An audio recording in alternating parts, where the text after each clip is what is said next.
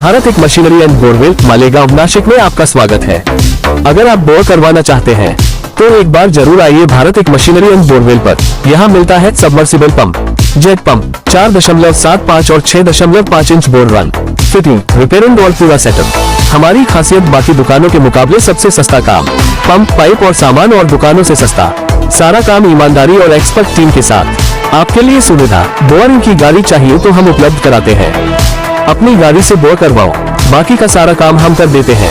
हमारा वादा, रेंज तेज काम, फुल्स को भरोसेमंद सेवा, सही और किफायती दाम। हमारा पता याद रखे, मालेगांव, गिरना नदी, आबसार पुल के करीब। आप देख रहे हैं मायरा न्यूज मालेगांव। आने वाले सभी लोगों को मेरी तरफ से नमस्कार और जय हिंद। जब मुझे पता लगा था कि मेरा मालेगांव ट्रांसफर हुआ है, तब मैं जस्ट ट्रेनिंग करके एनबीए से जो हमारा फेस 2 करके एक छोटा प्रोग्राम होता है, उसके बाद मैं घर गया था। घर पे उस समय पे मेरे को किसी का फोन कॉल आया कि यार अपनी लिस्ट में एक आदमी है जिसका मालेगांव है। और हमने जो पहले सुना था कि मालेगांव किस प्रकार की एक जगह है, उसकी कई बार हमको रील्स भी दिखाई गई थी कि इतने राइड हुए थे, इतने बॉम्ब ब्लास्ट हुए थे। उसने ये नहीं बताया कि किस आदमी का नाम है। पर कहीं ना कहीं उस रात में मेरे को लगा कि ये पक्का मेरे नंबर है। मैंने रात में गूगल किया और सबसे अच्छी बात ये पता लगी कि मालेगांव नासिक में, तो नासिक जाने का मौका मिलेगा, नासिक में ही रहेंगे। पर उसके बाद पता लगा कि ये तो नासिक से 150 किलोमीटर 100 किलोमीटर दूर है, तो मालेगांव ही रहना पड़ेगा। और डीवाईएसपी मालेगांव सिटी को मालेगांव सिटी छोड़ने की कभी इजाजत नहीं मिलती और उसको कभी छुट्टी नहीं मिलती, ये मुझे बिल्कुल पता नहीं था। फिर भी मन बनाए। तब उस टाइम पे मेरे जो दो दोस्त बैचमेट्स थे, चालीसगांव एसडीपीओ बना, एक दुलिया सिटी एसडीपीओ बना था। हम तीनों ने हिम्मत जुटाई और मुंबई से निकले, तो नासिक तक हम सब ने एक साथ ट्रेवल किया। उसके बाद हम अलग अलग डायरेक्शन में हो गए। मैं नासिक एचपी ऑफिस गया, तब उस टाइम पे एसपी सचिन पाटिल सर थे। सर के लिए कुछ टाइम वेट किया, सर आए। सर ने मेरे को आने के बाद बोला कि हमारा बहुत ही अच्छा एसडीपीओ सब डिवीजन है, एक अच्छी अपॉर्चुनिटी तेरे को मिली है, जाके वहाँ पे अच्छा काम करो। उन्होंने मेरे को एक ओवरव्यू दिया, छोटा ओवरव्यू। 5 पुलिस स्टेशन है तुम्हारे पास में और प्रत्येक पुलिस स्टेशन में क्या क्या प्रॉब्लम है, छोटा सा उन्होंने इंट्रोडक्शन देके हमको वहां से, मेरे को वहां से अलविदा किया। फिर मैं मालेगांव के लिए निकला। शाम को कुछ टाइम था, रात तक आया मैं अराउंड, मेरे को लगता है 20 अक्टूबर 2022 होगा, 20 अक्टूबर 19 में शायद ऑर्डर आया था, 20 को मैं यहाँ पे पहुंचा था। रात में आया तो 5 लोग मेरा वेट कर रहे थे। 5 लोग में से एक सुधीर था, प्रीति सावंत जी मैडम थी और 3 डिफरेंट जो पीआई थे, उन्होंने मेरा स्वागत किया। और एक छोटी सी हमने मीटिंग एसडीपी ऑफिस में करी। आपको मैं सच में बताऊं तो उस टाइम पे पता नहीं रहता क्या बोला जाए। ये ऐसे लोग हैं जिनका 20-20, 25-25 साल का पुलिसिंग में एक्सपीरियंस है और यहाँ पे 3 महीने का एक पुलिस स्टेशन का इंचार्ज रहा हूं मैं, हवेली पुलिस स्टेशन पूना में। मैंने वहां पे किस प्रकार का काम किया, किस प्रकार की लर्निंग थी, वो मैटर नहीं करता। ये एक अलग डिफरेंट बॉल गेम रहे। और मालेगांव सिटी मतलब सबका उस पर किसी न किसी प्रकार से ध्यान रहता है, डीजी ऑफिस में, मंत्रालय में, मुंबई में। तो किस प्रकार से इस चीज को हैंडल किया जाए, ये उस टाइम पे काफी एक शॉक मेरे को उस टाइम पे लगा। मुझे नहीं लगता उस मीटिंग में मैंने कुछ बोला होगा, सिर्फ इनके नाम पूछे होंगे और कौन सा पुलिस स्टेशन है, और बोला होगा कि मैं कल मिलता हूँ। रात को मैं गया, मैं बोला तो गड़बड़ लग रही है, भारी गड़बड़ लग रही है, कुछ ना कुछ तो सेटअप हो गया हूँ मैं यहाँ पे, कायकरी मेरा कांड हो ऐसा अभी क्या। मैंने यहाँ पे एडिशनल एसपी हर्ष पुद्दार सर रहे थे, मैंने उनको फोन लगाया। उस टाइम पे सर यूएसए में थे और हमारी रात मतलब उनका दिन था, तो सौभाग्य से उनके फोन भी कनेक्ट हो गया। सर ने मेरे को कुछ छोटे मोटे पॉइंटर्स दिए जो कि इंटेंसली मेरे लिए मदद वाले थे। पर जो सर की एक्सपीरियंसेस थी एडिशनल एसपी लेवल पे, सर ने उस प्रकार से पॉइंट दी। उस प्रकार हमने गाड़ी मैंने शुरू करी अपनी छोटी छोटी करनी। मुफ्ती साहब का मेरे को याद है बहुत बड़ा आंदोलन था अगले दिन। फिर मैं क्लीन बोल्ड हो गया था कि क्या करूं यहाँ पे। फिर अगले दिन फिर कुछ नई चुनौती, उसके बाद दिवाली आई, मुझे याद है इमरान था उस टाइम पे, इमरान ने 10 दिन की छुट्टी मांगी थी और मैंने जो छुट्टी मांगी थी वो तो कैंसिल, किसी प्रकार की तुमको छुट्टी नहीं मिलेगी। इमरान को मैंने 10 दिन की छुट्टी दे दी। तब उस टाइम पे सोचा था कि इमरान आएगा तो कुछ शुरू करता हूँ, वापस कुछ कोई रेड करना शुरू करता हूँ, क्या करूँ कुछ समझ नहीं आ रहा। फिर मैंने दिनेश को बुलाया, किसी ने तो मेरे को नाम दिया कि दिनेश शर्मा करके कांस्टेबल है पवारवाड़ी का, उसको तो अपनी टीम में ले लो। मैंने दिनेश को बुलाया, दिनेश बोला सर मैं काम नहीं करता, मेरे को पुलिस स्टेशन छोड़ दो, मैं बड़े ऑफिसर के लिए काम नहीं करता, बड़े ऑफिसर के अलग प्रॉब्लम्स रहते हैं। तो बोला यार कोई प्रॉब्लम नहीं, तू काम कर, अच्छा काम कर, बस उतना ही तरह से अपेक्षा है। बस कहीं वहीं से एक गाड़ी शुरू हुई, इमरान वापस आया, इमरान वापस आने पे इमरान सर दिनेश ने पहले स्टार्टिंग में शुरू की। मेरे पास उस टाइम पे लीडर होता था शैलेश, उसी टाइम पे सचिन पाटिल सर की बदली हुई, उमाप सर आए। उमाप सर के आने पे पॉजिटिविटी की लहर जो थी वो गांव में जरूर फैली, क्योंकि सर का एक टेम्परामेंट था क्योंकि सबको बहुत पसंद आया था। उसी टाइम पे भारती सर आए थे, हम एकदम नई टीम थी और एकदम नए एक्सपेरिमेंट करने के लिए हम सब लोग रेडी हो गए थे। और उसी एक्सपेरिमेंट के दौर में वो रात को जो मैंने निकलना शुरू किया था, एक बस इसी चाहत से किया था कि यार क्या ये लोग मेरे से डरेंगे क्या, क्योंकि कोई पहले दिन तो नहीं डरा था मेरे को। मैं मिलन होटल पे जाके खड़ा हुआ पहले दिन, वहां पे गाड़ी अपनी लगाई, खड़ा हुआ, एक आदमी ने दुकान बंद नहीं करी। वो हो गए एमजीपीओ अपने, हमने बंद करे। मेरे को लगा कि थोड़ा सा यहाँ पे ट्यूनिंग चेंज करके ये चीज की इन्फोर्समेंट करवानी पड़ेगी। उसका एक मेजर कारण उस पॉइंट ऑफ टाइम पे ये था कि एनालिसिस जब मैंने किया क्राइम्स का, तो रात में क्राइम की जो इंटेंसिटी थी वो बहुत ज्यादा थी। मैं आपको बताऊं, आप लोग शायद भूल गए होंगे या मालूम नहीं, रात में कतर लगाते थे, वो मोबाइल फोन चुराते थे, वॉलेट चुराते थे, और आम होता था हर रोज 1-2 इंसिडेंट आते ही आते थे। और पवारवाड़ी में तो it was big nuisance, cutter लगाना, मारना, कोई भी किसी भी प्रकार का नशा किया हुआ था वो मारता था और आगे कहानी शुरू हो जाती थी। फिर कोई किसी के पीछे जाता था, वो देखता था उसको कि वो तो रेस्टोरेंट पे बैठा, 1 बजे 2 बजे और रेस्टोरेंट फोड़ देने का, पूरा रेस्टोरेंट खत्म कर देने का। सो देयरफॉर मेरे को इस चीज के रियलाइजेशन हुई कि ये इंटेंसिटी जो रात को है, इसको मेरे को किसी न किसी तरीके बंद करना पड़ेगा। उस टाइम पे पीआई जो लोग थे मेरे पास में थे, सभी अच्छी टीम मेरे को मिली थी, पर होता क्या है कि लैक ऑफ एक्सपीरियंस रहता है ऑफिसर का, और वो आते हैं तो सभी को शक की नजर से देखते हैं कि ये मेरी बात नहीं मान रहा, ये मेरी बात पे आगे जा रहा है, ये शायद कुछ अलग सोच रहा होगा। तो उस प्रकार से मेरा गुस्सा भी बहुत ज्यादा उस टाइम पे निकलता है। पर उस गुस्से का एक फायदा ऐसा हुआ कि जो उनके मन में एक धारणा थी कि मालेगांव रात को बंद नहीं हो सकता, वो कहीं ना कहीं वो चेंज होने लगी, और इतनी चेंज होने लगी। और इसमें मैं मुफ्ती साहब को भी प्रशंसा करता हूँ कि उन्होंने जामा मस्जिद से ऐलान भी किया था कि रात में दुकानें बंद करो, एक एसडीपीओ है वो बंद कर रहे हैं, आप उसकी मदद करो। तो इस प्रकार से हमने वो चीज को शुरुआत करी। सिंपली एक यही कारण था कि लोग जो रिकामे वो रात में घूमे मत, और वो कटर की घटनाएं कम हो, और लोगों को परेशानी कम हो, और जो रेस्टोरेंट फूट रहे हैं वो भी बंद हो। तो इसी हेतु से आगे मैंने प्रोसीड किया। उस टाइम पे मैं आपको बताऊं कि मैं बहुत लकी था कि ये सब जो मैं एक्सपेरिमेंट कर रहा था, किसी को भी जाता था लाठी से मारना, हाथ से मारना, गाली गलौज करना, ये जो भी एक तरीका था, उससे कुछ एक लॉ एंड ऑर्डर नहीं हुआ। अगर हुआ तो भारती सर ने और उमाप सर ने उसको टाइम पे हैंडल किया और मेरे को दिखाया कि ये सब चीजें हम बैकग्राउंड से हैंडल कर रहे हैं, तो आगे बढ़ो। तो उस चीज से जो कॉन्फिडेंस मेरे को आया, उससे मैंने नेक्स्ट अपना जो भी एक्सपेरिमेंट था मन में वो चालू किया।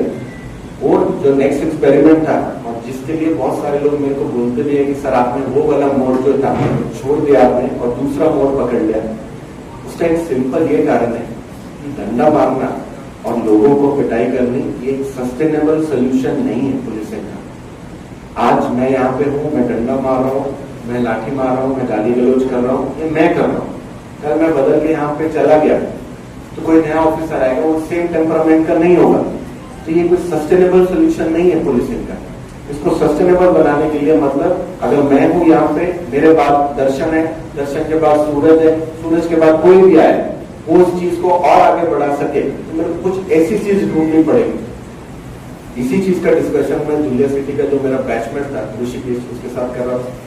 तो मैंने बोला तू उधर क्या कर रहा है? बोला मैं भी तेरी तरह डंडे मार रहा हूँ। तो तू भी डंडे मार रहा है, तो अपने को तो ट्रेनिंग कुछ और मिली है। हाँ यार, वो सारी बात तो सही कह रहे हैं। अपने को वहाँ पे पढ़ाई लिखाई करवाई गई है, अपने को वहाँ पे स्पेशल एक्ट पढ़ाए गए हैं, अपने को वहाँ पे हमारी क्या क्या पावर्स है सबके बारे में जानने कर गए। वो तो यूटिलाइज कर ही नहीं रहे। उसी दौर में हमने फर्स्ट टाइम कुत्ता गोली के ऊपर एनडीपीएस लगाने की शुरुआत की। ये एक सस्टेनेबल सोल्यूशन था और ये इसलिए मैंने चेंज किया कि आज अगर मैं चला जाऊं, दर्शन चला जाए, सूरज चला जाए, तो कुत्ता गोली अगर पकड़ी गई तो उसके ऊपर एनडीपीएस एक्ट लगेगा ही लगेगा। ये एक सालों साल जनरेशन टू जनरेशन एक सोल्यूशन है एक प्रॉब्लम का, क्योंकि डंडे से आगे, गाली गलौज से आगे और मार पिटाई से आगे। वैसे ही मैंने आगे और बढ़ाते हुए जब एनडीपीएस का मैंने सक्सेस देखा कि हम पकड़ना शुरुआत किए, और आपको याद होगा उस टाइम पे मैं और सुधीर पाटिल खूब फॉर्म में थे, कभी भी पकड़ते थे और न्यूज कॉन्फ्रेंस लेते थे।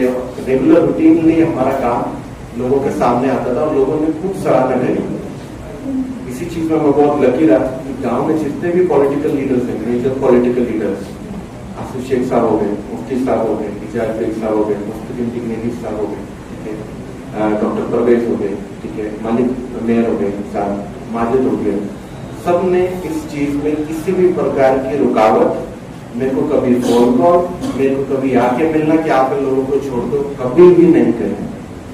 इतने clean political leaders Malegaon city को आज मिले, आप उनके बारे में किसी भी प्रकार का एलिगेशन लगा सकते हैं, पर मैं आपको कुर्बानी पे हाथ रख के बोलता हूँ, इन्होंने नहीं किया।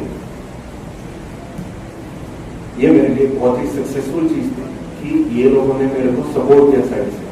उसके बाद मैंने सोचा कि अभी नेक्स्ट क्या लगाया है, तो नेक्स्ट उस टाइम पे हमने एक एमपीडीए करके एक्ट था, वो शुरुआत करनी स्टार्ट करी। बहुत ही नई चीज थी, गांव में किसी ने लगाई ही नहीं थी एमपीडीए क्या होता है।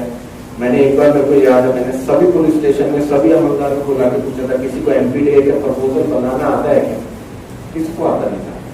तो उस टाइम पे हमने डीवाईएसपी भुसावल कृष्णा उनका एक स्पेशल सेमिनार रखा था यहाँ पे।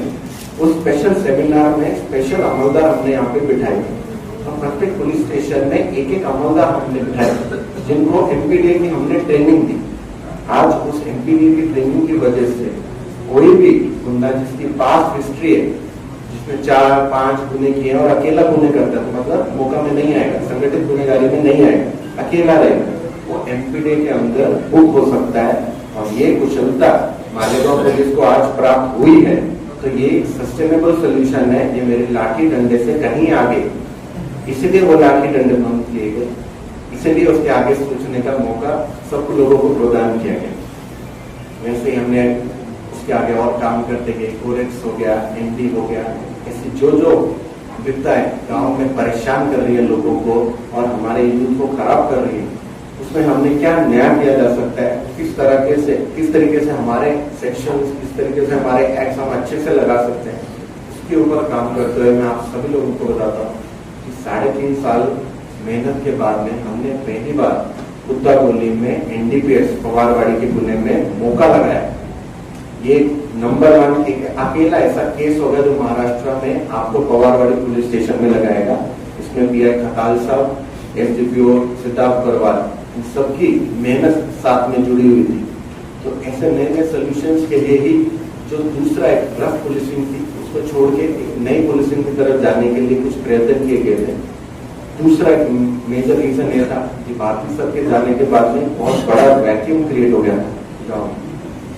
मुझे याद है सूर्यवंशी साहब की एक लाइन थी कि संधू साहब तो इशू क्रिएट करते हैं और बाकी साहब खत्म करते हैं। तो वो मेरे मन को काफी अटैच थी वो लाइन। पर जब मैं एडिशनल एसपी पोस्ट पर पहुंचा, मेरे को इस चीज की समझ आई कि आज वो वैक्यूम फिल करने के लिए मेरे को ही खड़ा रहना पड़ेगा।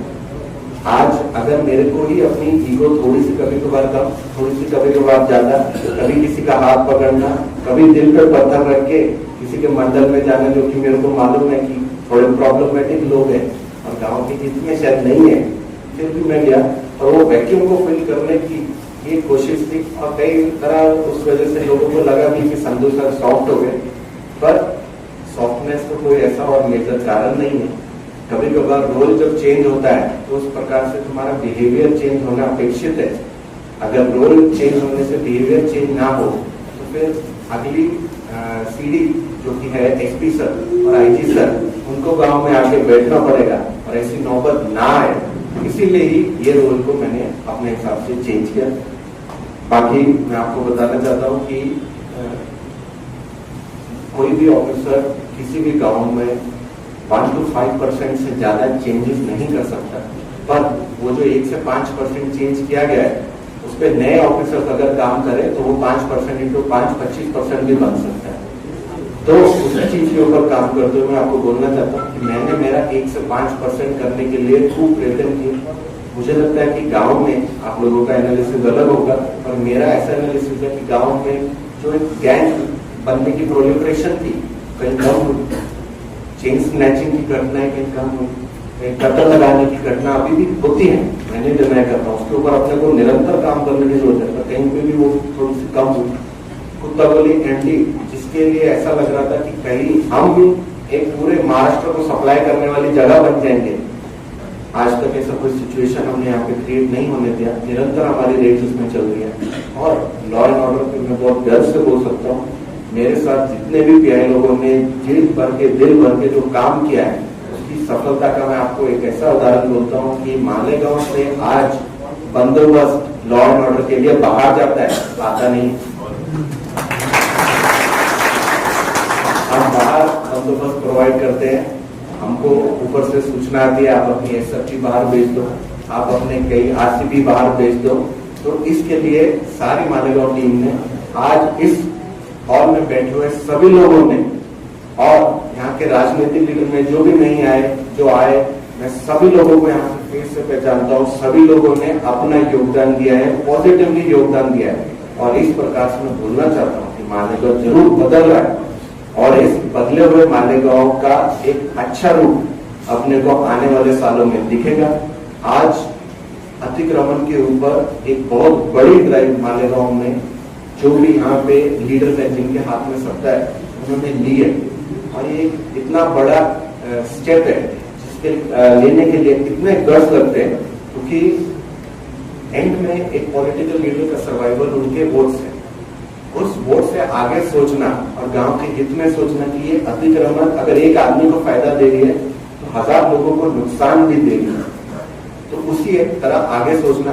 उसमें एलिगेशन होना स्वाभाविक है, कार्रवाई निरंतर है। ऐसी में आप लोगों से अपेक्षा करता हूँ कि हम हमारे गांव को अतिक्रमण फ्री रखें और बार बार ये रेट होती रहे, तो कई लोगों के मन में ऐसी एक धारणा बन जाए कि अगर हमने अतिक्रमण किया है आज नहीं तो कल नहीं तो परसों हमारे ऊपर एक्शन होगा ही होगा। बस इतनी अपेक्षा से मैं चाहता हूँ कि आप लोग, आपके हाथ में सत्ता है, अभी आप गांव के लिए अपना 1 to 5% भी कर देंगे तो काम हो जाएगा। मालेगांव पुलिस के लिए छोटे छोटे सुविधा के लिए मैंने खूब प्रयत्न किए। उसमें मेरे को नासिक के जो एसपी ऑफिस थे, जो भी एसपी सर थे, सबने मेरे को एक सपोर्ट किया। स्पेशली विक्रम देशमाने सर ने गांव में बंदोबस्त खूब होते हैं, किसी के लिए भी लेडीज टॉयलेट और जेंट्स टॉयलेट उपलब्ध नहीं था, उनके द्वारा इस चीज को समझा गया। सर ने मेरे को कुछ फंड्स अलॉट किए और हमने एक जेंट्स टॉयलेट और एक लेडीज टॉयलेट बनाया। आगे मेरे को मालूम है मालेगांव प्रगति करेगा, आयुक्तालय की बिल्डिंग आएगी, पर तब तक बंदोबस्त जो भी आया हुआ है उसको छोटी मोटी सुविधा प्रोवाइड हो, इस अपेक्षा से ही हमने कंस्ट्रक्शन किया था। छोटा मोटा मैंने अपना ऑफिस का रेनोवेशन किया, छोटा मोटा एक हॉल बनाने की कोशिश करी, ओपन हॉल जिसमें शांता कमेटी की मीटिंग दी जाएगी।